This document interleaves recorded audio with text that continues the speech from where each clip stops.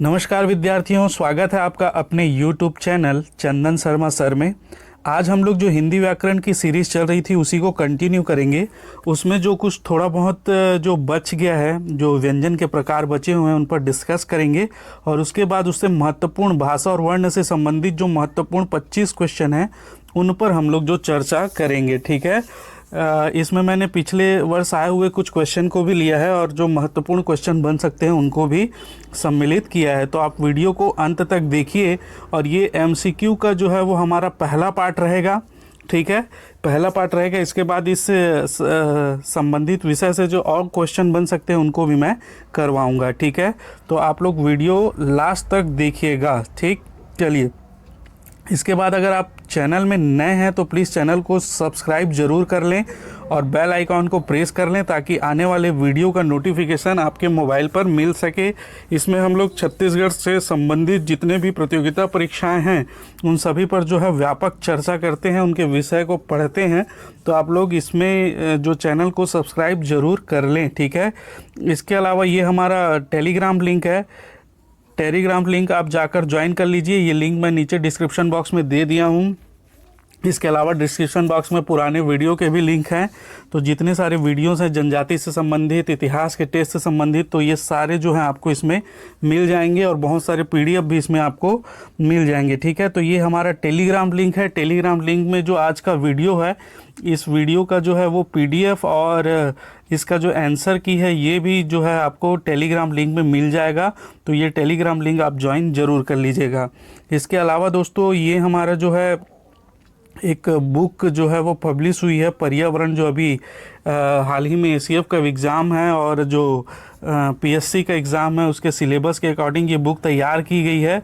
ये बहुत सारे जगहों पर उपलब्ध है, बिलासपुर, जगदलपुर, रायपुर, दुर्ग, राजनांदगांव, बहुत सारी जगहों पर उपलब्ध है। तो अगर आपको ये बुक्स परचेस करनी हो तो आप जहाँ कर वहाँ से परचेस कर सकते हैं और किसी को नहीं मिल रहा हो तो वो मेरे से संपर्क कर सकते हैं, मैं आपको ये बुक उपलब्ध करवा दूंगा। ठीक है, चलिए तो आज का क्लास हम लोग स्टार्ट करते हैं।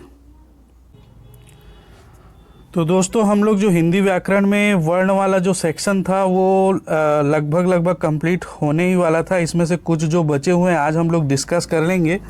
फिर जो वर्ण विचार से संबंधित ये जो सेक्शन है ये ख़त्म हो जाएगा, स्वर और व्यंजन। ठीक है, तो इसमें से कुछ जो बचे हैं उनको देख लीजिए। जैसे पहला है ये अयोगवाह वर्ण। ठीक, तो अयोगवाह वर्णों की संख्या कितनी होती है? 2 होती है, एक अम और दूसरा होता है अहा। ठीक, तो हम लोग ये बचपन से पढ़ते हुए आए हैं। अयोगवाह का अगर शाब्दिक विच्छेद करेंगे तो क्या हो जाएगा? अ प्लस योग प्लस वाह, वाहन। ठीक, आ का मतलब होता है क्या? नहीं, नहीं के रूप में प्रयोग करते हैं, किसी को मना करने के लिए प्रयोग करते हैं। योग मतलब होता है जुड़कर, वहन मतलब चलना, मतलब जुड़कर किसी के साथ वहन करना, चलना। ठीक है, तो ये जो अयोगवाह जो वर्ण है वो केवल और केवल स्वरों के साथ मिलकर ही प्रयोग होता है, स्वरों के साथ जुड़कर ही प्रयोग होता है और किसी भी के साथ, व्यंजन के साथ मिलकर ये प्रयोग नहीं होता। इसीलिए इसको क्या कहा जाता है? अयोगवाह वर्ण कहा जाता है। पहला। दूसरा, ये जो है वो न तो स्वर में आते हैं और न ही किस में आते हैं? व्यंजन में आते हैं। ठीक है, न ही ये स्वर में आएंगे और न ही व्यंजन में आएंगे और इनका प्रयोग केवल और केवल स्वरों के साथ ही होता है। ठीक है, जैसे मैं आपको अभी बताता हूँ। जैसे एक उदाहरण लेते हैं हम लोग कंस का। ठीक है, कंस, तो कंस में आपको लग रहा होगा का व्यंजन के साथ प्रयोग हुआ है, लेकिन अगर इसका आप शब्द का विच्छेद करोगे तो क्या हो जाएगा? क्ल प्लस अम प्लस स और क्या हो जाएगा? अ। ठीक है, तो ये हो जाएगा कंस का शाब्दिक विच्छेद। तो आप लोग देखोगे जो ये बिंदी प्रयोग हुई है वो अ के साथ हुई है, अम का जो प्रयोग हुआ है अ के साथ हुआ है, ना कि क व्यंजन के साथ। ठीक है, इसीलिए जो है ये केवल किसके साथ प्रयोग होता है? स्वर के साथ। आप लोग ध्यान में रखिएगा, गलती नहीं करना है। ठीक, इसके बाद हम लोग देखें जैसे नमः, एक ले लेंगे हम लोग नमः। तो ये जो नमः है वो म के साथ नहीं लगा है, इसका भी हम लोग अगर विच्छेद करेंगे तो क्या हो जाएगा? न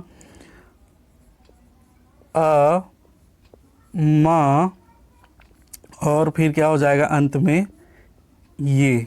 ठीक, तो ये जो बिंदी है वो किसके साथ लगी है, जो अह की मात्रा है, जो अह है वो किसके साथ लगी है, वो अ स्वर के साथ लगी है, न कि व्यंजन म के साथ। ठीक है, तो ध्यान में रखिएगा ये दोनों का प्रयोग केवल स्वरों के साथ ही होगा। ठीक, मेरे ख्याल से ये स्पष्ट हो गया होगा।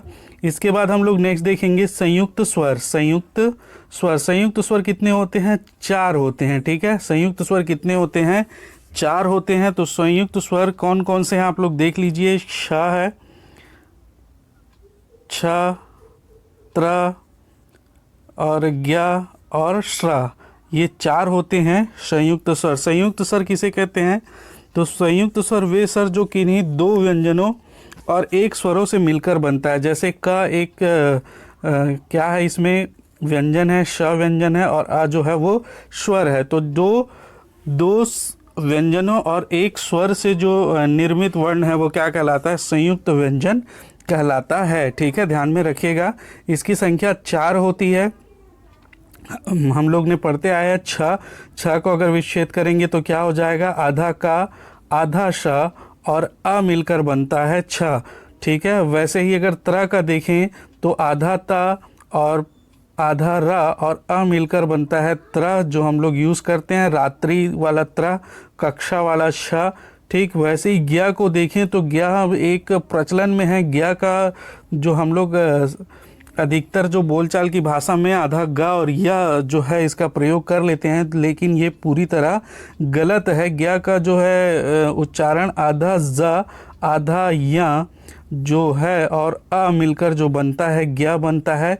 तो इसको ज्ञ जो है उच्चारण की दृष्टि से ज्ञ बोलना ज़्यादा उचित होगा, ना कि ज्ञ। ठीक है, नेक्स्ट देखेंगे स्र। तो स्र जो है आधा श, आधा श जो है वो और आधा र और आधा अ मिलकर जो है श्र जो है वो, ये श्रीमान या श्रीमती जो भी लिखते हैं, इसका ये जो श्र है वो इसे आधा श और आधा र मिलकर जो है वो बनता है। ठीक है, इसीलिए इसको क्या कहते हैं, संयुक्त व्यंजन कहते हैं। संयुक्त व्यंजनों की संख्या कितनी होती है, 4 होती है। आप लोग ध्यान में रखिएगा।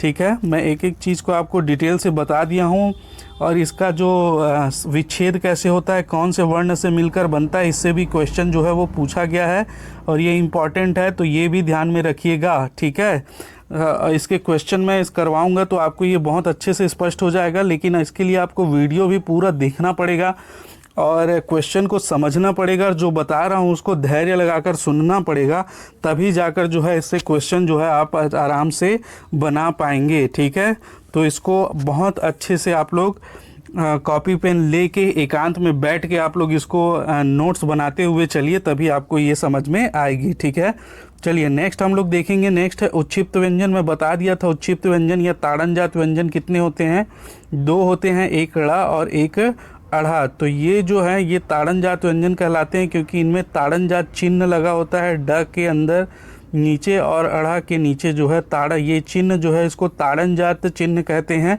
इसीलिए जो वर्ण है उसको ताड़नजात वर्ण या उच्छिप्त वर्ण जो है वो कहा जाता है। ठीक है, ध्यान में रखिएगा। तो इसकी संख्या कितनी होती है, 2 होती है। ठीक, तो ये हमारा लगभग जो वर्ण वाला सेक्शन था पूरा समाप्त होता है यहाँ पे। ठीक, इसके बाद एक क्वेश्चन रहता है कि जो स्वरों की संख्या कितनी है, वर्णों की संख्या कितनी है, इससे क्वेश्चन अधिकतर पूछा जाता है। तो ये क्वेश्चन मैं आपको क्लियर कर दे रहा हूँ, तो आप लोगों को यहाँ पर समझ में आ जाएगा। ठीक है, चलिए तो हम लोग देखेंगे अब स्वरों की संख्या और टोटल वर्णों की संख्या, व्यंजनों की संख्या कितनी होती है। अगर आपसे पूछे कि हिंदी में अगर इंगित किया है कि हिंदी में जो है वो स्वरों की संख्या कितनी है, तो ये हो जाएगी 11। ठीक है, हिंदी में स्वरों की संख्या कितनी है, 11 है। ठीक, अब यहाँ पर क्वेश्चन आपको घुमा के भी दे सकता है, हिंदी में कुल स्वरों की संख्या कितनी है, तो वो भी 11 होगा। ठीक है, स्वरों की संख्या 11, कुल स्वरों की संख्या 11। ठीक, वैसे ही अगर पूछे हिंदी में व्यंजनों की संख्या कितनी है, तो ये होगा 33। ठीक, व्यंजनों की संख्या कितनी है, 33। तो ये यहाँ पर हो जाएगा 11 स्वर और 33 व्यंजन, दोनों मिलाकर कितना हो गया, 44। तो ये अगर पूछे हिंदी में वर्णों की संख्या कितनी है, ठीक है, तो क्या आंसर होगा 44। या इसी को क्या कहते हैं, मूल वर्ण। हिंदी में मूल वर्णों की संख्या कितनी है, तो भी होगा 44। हिंदी में वर्णों की संख्या 44 और मूल वर्णों की संख्या भी होगी 44। वहीं पर अगर क्वेश्चन इस टाइप से बदल दे कि हिंदी में कुल वर्णों की संख्या कितनी है, ठीक है, मूल वर्ण और कुल वर्ण, यहाँ पर मिस्टेक नहीं करना है। हिंदी में कुल वर्णों की संख्या कितनी है, तो वो क्या हो जाएगा, 52 हो जाएगा। कैसे हो जाएगा 52, ये तो 11 स्वर और 33 व्यंजन मिलके हो गया ये 44। इसके बाद हम लोगों ने देखा 2 उच्छिप्त व्यंजन अड़ा और क्या है ये अढ़ा, ठीक। इसके बाद देखा हम लोगों ने 4 जो है वो संयुक्त व्यंजन, कौन कौन से, अक्षा, त्र, ज्ञा और श्र, ठीक। ये 4 हम लोगों ने क्या देखा है, उच्छिप्त व्यंजन देखा है। इसके अलावा 2 जो है हम लोगों ने स्वर देखे हैं, अनुस्वार और जो है विसर्ग, ठीक, अनुस्वार और विसर्ग। तो ये अगर टोटल मिला दिया जाए तो ये कितना हो जाएगा, 52 जो है वो इसकी संख्या हो जाती है। कुल वर्णों की संख्या कितनी हो जाती है, 52। तो ये अगर पूछता है हिंदी में कुल वर्णों की संख्या कितनी है, तो वो होगी 52, ठीक। 52 कैसे, 44 तो मूल वर्ण हो गए, 2 उच्छिप्त व्यंजन हो गए, 2 जो है वो ये ताड़न जात वर्ण हो गए और उच्छिप्त वर्ण, और 4 जो हो गए वो संयुक्त, सॉरी ये संयुक्त व्यंजन है, ठीक, संयुक्त व्यंजन हो गए। और 2 जो हो गए वो क्या हो गए, अनुस्वार और अनुनासिक। तो ये पूरे मिलाकर कितने हो जाएगा, टोटल 52 वर्ण यहाँ पर हो जाते हैं, ठीक है, तो ध्यान में रखिएगा। तो यहाँ पर से हमारा जो ये पूरा पार्ट है आपके सिलेबस के अकॉर्डिंग वो कंप्लीट होता है सभी के सभी। अब इनमें हम लोग जो महत्वपूर्ण 25 क्वेश्चन है उस पर जो है वो डिस्कस करेंगे, ठीक है। तो चलिए उसमें से पहला क्वेश्चन है निम्नलिखित में से किस भाषा की आधारभूत इकाई ध्वनि है, ठीक। तो मैंने भाषा पढ़ाते वक्त आपको बताया था कि ध्वनि जो है कौन सी भाषा की मूलभूत इकाई है या आधारभूत इकाई है। पहला है मौखिक भाषा, बी है लिखित भाषा, सी है सांकेतिक भाषा या डी है इनमें से कोई नहीं। तो इसका आंसर क्या हो जाएगा, मौखिक भाषा। मौखिक भाषा की जो आधारभूत इकाई है वो क्या है, ध्वनि है। आप लोग जानते हो जब बोलते हैं ध्वनि निकलती है तभी जो है वो भाषा जनरेट होती है, तो इसकी मूल इकाई क्या हो जाएगी, ध्वनि हो जाएगी, ठीक है, याद रखिएगा।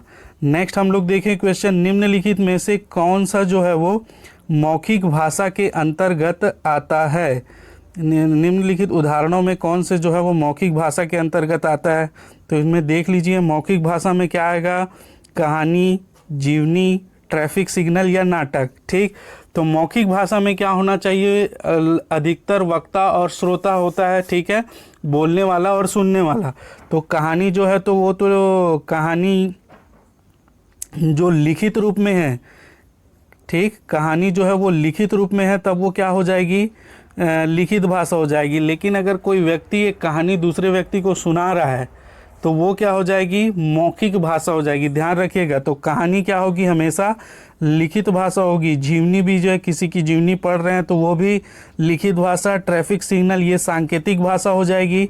और जो नाटक है, नाटक हम लोग देखते हैं तो सामने वाले जो नाटक कर रहे हैं हम लोग उसको देख रहे हैं, तो ये जो है वो क्या हो जाएगा,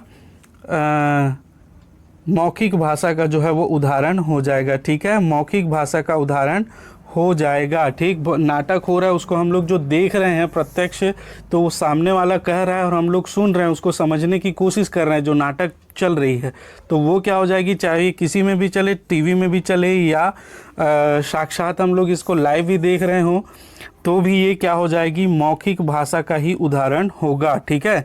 चलिए नेक्स्ट देखते हैं, विश्व की सबसे प्राचीनतम भाषा कौन सी है, ए पाली, बी प्राकृत, सी संस्कृत या डी अपभ्रंश। तो ये आप सबको पता होगा, ये सी जो है संस्कृत होगी, जो ये सबसे प्राचीनतम भाषा है विश्व की, ठीक है। ये लगभग 1500 ईसा पूर्व कि ये भाषा है, मतलब आज की स्थिति में देखें तो ये 3500 साल पुरानी जो है वो भाषा है। सबसे प्राचीनतम भाषा है, देवों की भाषा कही जाती है संस्कृत। ध्यान रखिएगा। हिंदी के उद्भव का सही क्रम क्या है, ये क्वेश्चन पूछा गया है और बहुत ज़्यादा इम्पॉर्टेंट है, मैंने बहुत डिटेल से बताया है। तो सबसे पहले आई थी क्या, संस्कृत। संस्कृत के बाद क्या आया था, संस्कृत के ही दो पार्ट हुए थे, एक वैदिक संस्कृत और दूसरा जो है उत्तर संस्कृत। ठीक है, एक वैदिक और एक उत्तर संस्कृत, इसी को ही क्या बोलते हैं, लौकिक संस्कृत। उसके बाद आया था क्या, पाली, और उसके बाद जो हुआ था प्राकृत। उसके बाद आई थी अपभ्रंश। अपभ्रंश के बाद आया था अवहट, और उसी के जो हैं पाठ हम लोग देखते हैं अपभ्रंश को ही। अवहट जो सौरसेनी अपभ्रंश है, ब्राचड़ अपभ्रंश है, खश अपभ्रंश है। तो यही जो है ऑप्शन बी जो इसका हो जाएगा सही आंसर। ठीक है, ध्यान में रखिएगा, ऑप्शन बी क्या होगा, इसका सही आंसर होगा। ठीक है, हिंदी के उद्भव यहीं से हुआ था, सौरसेनी अपभ्रंश से ये मानी जाती है। ठीक है, तो आप लोग ध्यान में रखिएगा। सौरसेनी अपभ्रंश के बाद पश्चिमी हिंदी आई, राजस्थानी हिंदी आई, और यहीं से जो है इसका जो विकास हुआ था। ठीक, तो ऑप्शन बी इसका क्या हो जाएगा, सही आंसर हो जाएगा। यहाँ पर हिंदी की जो है 5 उपभाषाएं मिलती है, पश्चिमी हिंदी, राजस्थानी हिंदी, पहाड़ी हिंदी, पूर्वी हिंदी और बिहारी हिंदी। ठीक, तो ये ध्यान में रखिएगा सीक्वेंस। नेक्स्ट जो देखें, हिंदी भाषा का विकास किस अपभ्रंश से माना जाता है। ठीक, ये भी क्वेश्चन एक बार पूछा गया था, तो ध्यान रखिएगा कौन से अपभ्रंश है, सौरसेनी अपभ्रंश, पैसाची अपभ्रंश, ब्राचड़ अपभ्रंश या महाराष्ट्रीय अपभ्रंश। तो हिंदी भाषा का विकास जो है वो सौरसेनी अपभ्रंश से माना जाता है। सौरसेनी अपभ्रंश जो है उसमें से जो निकली थी वो पश्चिमी हिंदी का विकास हुआ था। उसके बाद जो दूसरा था वो है गुजराती भाषा। गुजराती भाषा भी सौरसेनी अपभ्रंश से आई थी। उसके बाद जो आई थी वो तीसरा है राजस्थानी हिंदी। राजस्थानी हिंदी भी जो है वो सौरसेनी अपभ्रंश से आई थी। तो हिंदी भाषा का जो विकास है वो मेनली माना जाता है सौरसेनी अपभ्रंश से। ठीक है, इसके बाद हम लोग देखें नेक्स्ट क्वेश्चन, हिंदी में मूल वर्णों की संख्या कितनी है। हिंदी में मूल वर्णों की संख्या कितनी है, तो मैं अभी बताया था, ऑप्शन ए 11, ऑप्शन बी है 33, ऑप्शन सी है 44 या ऑप्शन डी है 52। ठीक, 11, 33, 44 या 52। तो इसका सही आंसर होगा, हिंदी में मूल वर्णों की संख्या पूछी है तो मूल वर्ण कितने होंगे, 44। ऑप्शन सी इसका सही आंसर होगा। ठीक है, नेक्स्ट क्वेश्चन देखें, हिंदी में कुल वर्णों की संख्या कितनी है। अभी आप अगर वीडियो पूरा देख रहे होंगे तो आपको आसानी से पता है कुल वर्ण कितना हो जाएगा, 52, 52। 44 कितना हो गया, मूल वर्ण। हिंदी में स्वरों की संख्या 11 और व्यंजनों की संख्या है 33।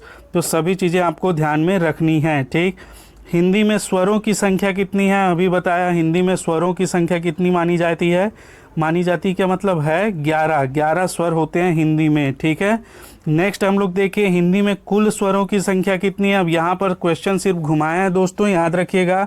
हिंदी में स्वरों की संख्या पूछे या कुल स्वरों की संख्या पूछे, ठीक, कितनी होगी, 11। स्वरों की संख्या में आधा स्वर की संख्या तो नहीं पूछ रहा है, तो याद रखिएगा कुल स्वर पूछे या स्वर पूछे, हिंदी में कितना आंसर होगा, हमेशा 11। नेक्स्ट क्वेश्चन देखिए, स्वरों की संख्या कितनी है। फिर से क्वेश्चन सिर्फ परिवर्तित किया गया है, ऐसे ही आपको घुमाकर पूछा जाएगा। ठीक है, तो ध्यान rखिएगा, यहाँ पर कुल स्वर 11 है। हिंदी में अगर पूछता है कुल स्वर या स्वरों की संख्या हिंदी में, तब आपको आंसर होगा 11। लेकिन जहाँ सिर्फ स्वर दे दिया है, आपको भाषा नहीं बताया कौन सी भाषा में, हिंदी, पाली, संस्कृत, किस में, तो यहाँ पर जो है किसी भी भाषा में अगर स्वरों की संख्या पूछेगा तो अधिकतम कितनी, 33 इसका आंसर होगा। कितना, 33। ठीक है, ध्यान रखिएगा, 33। स्वरों की संख्या कितनी है, 13। 33 बोल रहा हूँ, 13 जो है वो स्वरों की संख्या होगी। ठीक है, जब हिंदी इसमें नहीं लगा है तो। ठीक, चलिए नेक्स्ट क्वेश्चन देखेंगे, हिंदी में व्यंजन वर्णों की संख्या कितनी है। हिंदी में व्यंजन वर्णों की संख्या कितनी है, तो 52, 44 या 33। तो आप सबको पता है 33 इसका सही आंसर है। हिंदी में व्यंजनों की संख्या कितनी है, 33 है। ठीक है, नेक्स्ट क्वेश्चन देखेंगे, स्पर्शी व्यंजन की संख्या कितनी है। स्पर्शी व्यंजन मैं बताया था, स्पर्शी व्यंजन की संख्या कितनी है, तो स्पर्शी व्यंजन कितने होते हैं, 25 होते हैं। पूरा कौन कौन सा, क वर्ग, च वर्ग, ट वर्ग, त वर्ग और प वर्ग। प्रत्येक वर्ग में कितने कितने वर्ण है, 5 5। तो 5 5 वर्ण का कितना हो जाएगा, ये हो जाएगा 25। ठीक, 5 पंचे 25। तो स्पर्शी व्यंजनों की संख्या कितनी हो जाएगी, 25 हो जाएगी। ठीक, नेक्स्ट क्वेश्चन है ऊष्म व्यंजनों की संख्या है।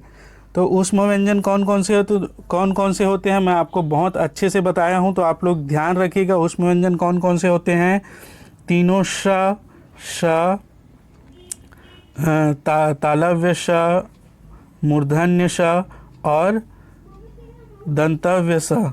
ठीक, इसके अलावा ह, ये तीनों जो हैं वो क्या हैं, ऊष्म व्यंजन होते हैं। तो ऊष्म व्यंजनों की संख्या कितनी हो जाएगी, कितने हैं, 1 2 3 और 4। ऊष्म व्यंजन की संख्या कितनी हो जाएगी, 4 हो जाएगी। ठीक है, तालव्य सकार, मूर्धन्य सकार, दंतव्य सकार और ह। ठीक, तो ये 4 हो जाएंगे ऊष्म व्यंजन। ठीक, इसके अलावा हम लोग देखेंगे निम्न में अंतस्थ व्यंजन है। अंतस्थ व्यंजन की संख्या कितनी होती है, तो अंतस्थ व्यंजन की संख्या भी 4 होती है। आप लोग को पता ही होगा कौन कौन से हैं, य, र, ल और व। ये 4 जो हैं वो अंतस्थ व्यंजन होते हैं। तो इसमें अंतस्थ व्यंजनों की संख्या अंतस्थ व्यंजन कौन सा हो जाएगा, डी, ऑप्शन डी, र जो है वो अंतस्थ व्यंजन हो जाएगा। ठीक है, इसके बाद देखेंगे निम्न में से ऊष्म व्यंजन है। तो अभी बताया था इसमें से कौन सा ऊष्म व्यंजन है, ऊष्म व्यंजनों को बताया था तीनों शकार और ह जो है वो ऊष्म व्यंजन है। तो ऑप्शन बी इसका हो जाएगा सही आंसर, ह जो है ऊष्म व्यंजन है। ठीक, निम्नलिखित में से संयुक्त स्वर है। यहाँ पर पूछा है संयुक्त स्वर ना, संयुक्त व्यंजन नहीं है, आप लोग ध्यान में रखिएगा। तो संयुक्त स्वर कौन सा है, आ, ई, री या ए। तो इनमें से दोस्तों याद रखिएगा, कंफ्यूज नहीं होना है, ए जो है वो संयुक्त स्वर है। ठीक, संयुक्त स्वर की परिभाषा आप लोग नहीं देखे हो वीडियो तो प्लीज़ जाकर पूरा देख लीजिए, पूरा कॉन्सेप्ट उसमें क्लियर किया गया है, आप लोग को अच्छे से समझ में आ जाएगा। ठीक, आ जो है वो दीर्घ स्वर के उदाहरण में आता है। जब दीर्घ स्वर का परिभाषा है जब दो समान स्वरों के मेल से कोई स्वर बनता है। ठीक है, जब कोई दो समान स्वरों के मेल से कोई स्वर बनता है तो वो क्या कहलाएगा, दीर्घ स्वर। और जब कोई दो असमान स्वरों के मेल से जो स्वर बनेगा, जैसे ए जो बनता है आ प्लस ई मिलकर बनेगा ए, तो ए दो असमान स्वर लगे हैं, जैसे आ और ई दो असमान स्वर हैं, उससे मिलकर ए बना है, तो ये क्या कहलाता है, संयुक्त स्वर कहलाता है। ठीक है, संयुक्त स्वर कहलाते हैं। तो ध्यान में रखिएगा संयुक्त स्वर और दीर्घ स्वर को। ठीक है, चलिए नेक्स्ट देखेंगे। तो इसका सही आंसर हो जाएगा ए। ठीक, ए जो है ऑप्शन डी सही आंसर है इसका, कि ये ए जो है वो संयुक्त स्वर है। अब देखेंगे उत्पत्ति के आधार पर निम्नलिखित में से दीर्घ स्वर है। ठीक, उत्पत्ति के आधार पर दीर्घ स्वर कौन सा है, तो अभी मैं बताया था दीर्घ स्वर और संयुक्त स्वर में आपको डिफरेंस करना सिखाया था। तो यहाँ पे जो हो जाएगा दीर्घ स्वर कौन सा हो जाएगा उत्पत्ति के आधार पर, अगर हम लोग देखें तो। ठीक, तो उत्पत्ति के आधार पर ए होगा, ओ होगा, अ होगा या उ होगा। तो ये उ जो है वो हो जाएगा दीर्घ स्वर का उदाहरण। दीर्घ स्वर के लिए बताया था मैं, दो समान स्वरों के मेल से जो स्वर बनता है वो क्या कहलाएगा, दीर्घ स्वर कहलाएगा उत्पत्ति के आधार पर। ठीक है, तो यहाँ से मेरे ख्याल से स्पष्ट हो जाएगा आपको। और बाकी जो ये तीनों हैं, ये तीनों क्या हैं, संयुक्त स्वर हैं। ठीक, जो असमान स्वरों के मेल से बनते हैं। ठीक है, नेक्स्ट हम लोग देखेंगे निम्नलिखित में से मूल स्वर नहीं है। मूल स्वर नहीं है। ठीक, तो मूल स्वर मतलब ये स्वरों के वर्गीकरण से पूछा जा रहा है, आप लोग ध्यान में रखिएगा। मूल स्वर किसे कहा जाता है ये भी ध्यान में रखिएगा, तभी आपसे ये स्पष्ट हो जाएगा। हम लोगों ने पढ़ा था, अगर नहीं पढ़ा है तो आप वीडियो जाकर देख लीजिए पुराना। उच्चारण या मात्रा के आधार पर जब हम लोग स्वरों का विभाजन पढ़ रहे थे तब मैं बताया था कि मूल स्वर किसे कहते हैं। ठीक, तो मूल स्वर की संख्या होती है 4। ह्रस्व स्वर को ही मूल स्वर कहा जाता है। उच्चारण या मात्रा के आधार पर हम लोगों ने 3 विभाजन देखा था, एक हर्ष स्वर, ठीक है, और एक जो है वो दीर्घ स्वर और एक जो है प्लुत स्वर। ठीक, तो ह्रस्व स्वर को ही मूल स्वर कहा जाता है और इसकी संख्या होती है 4। ठीक, कौन कौन सा होता है? तो ये होता है आ, इसके बाद होता है ई, इसके बाद होता है ऊ, और उसके बाद होता है ऋषि का री। ठीक है, तो ये जो होती है ये चारों ही क्या कहलाते हैं? मूल स्वर या हर्ष स्वर कहलाते हैं। तो इसमें पूछ रहा है मूल स्वर नहीं है, तो कौन सा नहीं है मूल स्वर? ठीक, तो इसमें से ए जो है वो मूल स्वर नहीं है। ए जो है वो क्या है? दीर्घ स्वर है, मूल स्वर नहीं है। दीर्घ स्वर में आएगा ए। ठीक है, बाकी तीनों जो है वो क्या है? मूल स्वर हैं। ठीक, चलिए नेक्स्ट क्वेश्चन देखेंगे। उच्चारण समय के आधार पर दीर्घ स्वरों की संख्या है। ठीक, तो अभी मैंने बताया ह्रस्व स्वर कितने होते हैं? 4 होते हैं, और उच्चारण समय के आधार पर देखें तो दीर्घ स्वरों की संख्या है 7। ठीक, कौन कौन से हैं? तो ये होता है आ, उसके बाद होता है बड़ी ई, उसके बाद होता है बड़ा ऊ, उसके बाद होता है ए, उसके बाद होता है ए, उसके बाद होता है ओ, और उसके बाद होता है औ। तो ये जो 5-7 हैं वो क्या हैं? ये सातों के सातों जो हैं वो दीर्घ स्वर में आते हैं। ठीक है, किसके आधार पर? उच्चारण समय के आधार पर। उत्पत्ति के आधार पर दीर्घ स्वर की परिभाषा अलग हो जाती है, और वो दोनों को मैंने बहुत अच्छे से डिफरेंशिएट किया है। तो आप लोग वीडियो प्लीज़ अगर नहीं देखे हैं तो ज़रूर देख लीजिएगा। ठीक, चलिए नेक्स्ट क्वेश्चन देखेंगे। जिह्वा स्थान के आधार पर मध्य स्वरों की संख्या है। ठीक, जिह्वा स्थान मतलब हम लोग किसी वर्ण का जब उच्चारण करते हैं तो हमारे जीभ का जो है वो कौन सा भाग क्रियाशील होता है, उसके आधार पर हम लोगों ने इसको देखा था जिह्वा स्थान के आधार पर। तो ये 3 भाग होते हैं, इसके 3 भेद होते हैं, अग्रस्वर, पश्च स्वर और मध्य स्वर। ठीक, तो मैं बता चुका हूँ इसको बहुत डिटेल में। तो मध्य स्वर एक ही होता है, कौन सा? अ जो है वो मध्य स्वर में आता है, बाकी जो है वो अग्रस्वर और पश्च स्वर में आते हैं। तो मध्य स्वरों की संख्या कितनी हो जाएगी? केवल 1। ऑप्शन डी इसका सही आंसर होगा। केवल 1 जो है वो मध्य स्वर होगा। ठीक है, बाकी 4 अग्रस्वर होंगे और 5 जो होगा वो पश्च स्वर होगा। ठीक, 4 अग्रस्वर और 5 जो है वो पश्च स्वर होगा। ठीक, तो ये ध्यान में रखिएगा, मध्य स्वर केवल एक ही होगा। नेक्स्ट क्वेश्चन देखेंगे। निम्नलिखित में से अग्रस्वर है। ठीक, अभी मैंने बताया था आपको कि मध्य स्वर जो होता है एक होता है अ।